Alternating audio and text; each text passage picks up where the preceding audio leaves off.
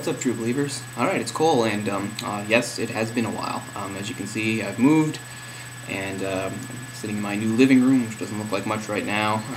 Not even a full cushion thing on the futon. I'll have to get a new one of those. Yeah, in the future, near future, I hope to be doing my episodes from my bedroom, but for right now, it's going to do, I don't know, the bedroom, nothing wrong with the bedroom, it's just not, it's not the way I want it yet, so hopefully that'll turn out well. Okay, so yeah, like I said, it's been a while, and I feel bad about that, of course, and I feel bad because, I got some new subscribers that are all like, okay, subscribe to you, where the videos. At least this gave you a chance maybe to check out my amazing repertoire, some of my old videos, and by now you've seen some, and now you're hooked, right? Okay. So yeah, we're on a part 2 here. Long time to wait for a part 2, I know. When I was last discussing comics, it was All-Star Batman and Robin, the Boy Wonder by Frank Miller and Jim Lee. And, well, see part 1 for that, and we're just going to jump into how far we've gotten. And I like on the back here it says A Darker Night. A darker, I don't know, crazier? Definitely. Shadows are funny. I haven't figured out the lighting situation here yet either with my lamps and stuff, so that's a work in progress too. Okay, so pretty much the last thing we had was, I think, was when we were talking about the introduction of Black Canary and Batman running around like a loon. And the meeting of the Justice League, right. So, some things here, he beats up some would-be muggers / possibly rapists, and I like this. So now a storm starts, and we have, of course, the narrative going here. The wind goes berserk, electricity tingles my skin and rattles my whiskers. Another storm. Cool. Batman's saying cool? Yeah, this isn't the only time he says that, but I just thought, I don't know if it's later or before this, but I just thought I'd point that one out. Can you really imagine Batman going, even, in his head, not talking to anybody, just in his head, to himself, cool. That's not the Batman I know. And again, like I said, we have to accept this as a different sort of Batman, and Frank Miller, A Darker Night, as they say. Blah, blah, blah, blah. We go ahead here. And now we have the introduction of Barbara Gordon, who is about 15 years old, as you can see, a little spunky girl, the daughter of Commissioner Gordon. And she seems to have a sort of wild side to her, and she's got posters of the Batman up all over the place. Big fan, I don't know how well you can see that. And she's gotten herself a costume, and she just decides to go out and be Batgirl. It doesn't show her doing anything in this except just running around like that. I guess the idea is she's just sort of a thrill seeker. I don't know if she has any serious aspirations to fight crime. We don't know at this point. This is only Volume 1, so this is the only little snippet you get of her. Yeah, she looks like a fun-loving thrill seeker type. So we're going to see how that plays out. Go forward, blah, blah, blah. Vicky Vale's in the hospital. Jimmy Olsen makes a visit. It's like a little Superman for you. Okay, so Black Canary gets a little over her head in fighting some of these punks, so Batman comes in and pretty much saves her. And it's really well done, really nice, spectacular fight, all sorts of cool stuff going on. Batman improvising on the fly here. Let me take you to school, suckers, in chemistry. I mean, ooh, Batman's, dropping some great one-liners that we haven't probably seen in a long time in the normal Batman continuity, but this is maybe supposed to be early in his career, and he's just really enjoying himself in a lot. So Black Canary expresses her gratitude, as we can see here, and that goes on, and it's pretty much implied that, yeah, it's pretty much implied that they have sex. We keep our masks on. It's better that way. Which, again, it seems a really odd thing for Batman to do. We know that Batman, figured out early on he couldn't have, like, serious relationships. Every time he tried, it messed up. And the idea was mostly, he'd have, because he's a man with needs, he'd have, some brief physical flings, which obviously was easy for him to do as a billionaire playboy, Bruce Wayne. But in this, we have him having, like, a weird fling as Batman, which I don't know if we've ever seen before. I don't know how I feel about it. It seems really friggin' weird.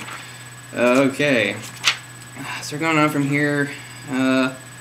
He brings Dick, the guy that shot his parents, because, as you might remember, his parents didn't take a tumble from the high wire there. They completed their act successfully and then were gunned down. Interesting change. Dick passes the test, and that he's given the opportunity to just kill the guy, but decides no, he'll let him live, and we're going to get to the bottom of this, because, again, it's implied that this is part of a larger scheme. And here we are in episode 8. This is a lot of them my own special way. They all start with a little quote from thing. And we have a nice tattooed Joker here. And here is something I know mostly I've just been laughing, except for like the art, I've mostly just been saying how this is pretty much bad and stupidly written, and mostly it's just a joke. Well, now we come to something that I can honestly praise and give real praise to, and that's the Joker. I really enjoy how the Joker is written here. We have a little thing here where he's just slept with this woman, and who's a young lawyer, I believe. Anyway, it's all it's all part of what his plan here. So they have a little talk. I enjoy the dialogue. Yeah, I don't even think I got your name. They call me the Joker, but I'm not very funny. It's a funny name, though. Wasn't there somebody else called Joker who poisoned the water supply a year ago? Joker's like, that was me. I was just getting started, but that was me. But enough about me, Donna. And then, anyway, he goes on, says how he actually knows all sorts of things about her, and then he crushes her larynx and kills her. Dresses up, get rid of it right away, boss, yes. And we have, remember Bruno from The Dark Knight Returns? Well, there's an appearance by her as a henchwoman, whatever. Okay, so at this point, Dick Grayson is still hanging out in the cave, has no idea who Batman really is. He's only been in the cave since now, but now he's starting to enjoy himself a little, understands that Batman wants him to join him. And now we come to, remember from the Justice League meeting, they decided that Green Lantern would come and meet Batman. And man, Green Lantern, he is just mocked. And this is one of the funniest scenes I've seen in comics that probably wasn't supposed to be that funny, is Batman is well aware of Green Lantern's ridiculously stupid weakness in that, his ring can't directly manipulate or influence anything that is colored yellow. So Batman sets up the meeting with this place, and in a warehouse he has Robin. Now he's become Robin. He's got it painted entirely yellow, including himself and Robin. So, because, Batman, he's a cautious guy, and he always wants to have the upper hand. Then it's so funny, he has no respect for Green Lantern. He thinks Green Lantern's just an idiot. He leads him around, he lies to him and laughs at him, and he jokes on him, and it's really funny. And the whole thing is Green Lantern saying, we know that you kidnapped this kid, Dick Grayson. You're telling me that kid Robin there, that's not Dick Grayson? He's like, that's what I'm telling you.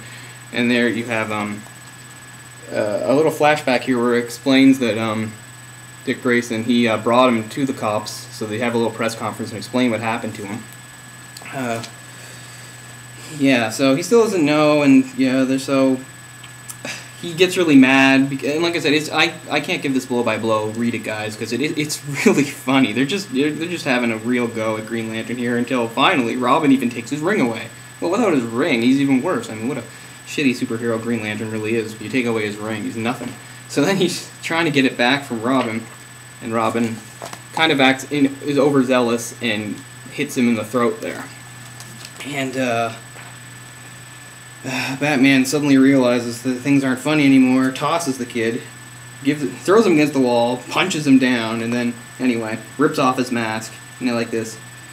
Don't say a damn thing, just break that tube and keep it jagged, because now they have to try to save his life. And I love the narration here. This is the weirdest time to find out that Batman is Bruce Wayne. Yeah, because, there's his reveal. That's how he knows. That's the first time he saw him without his mask or anything like that. So anyway, they work, and they do manage to save his life, just barely. It's raining, he brings the kid out in the storm, all the yellow paint's coming off them. It looks very nice. And he brings them to his parents' graves and says, find them, say goodbye. So it's all very emotional now after that very kind of funny scene at his parents' graves, and we mourn lives lost, including our own.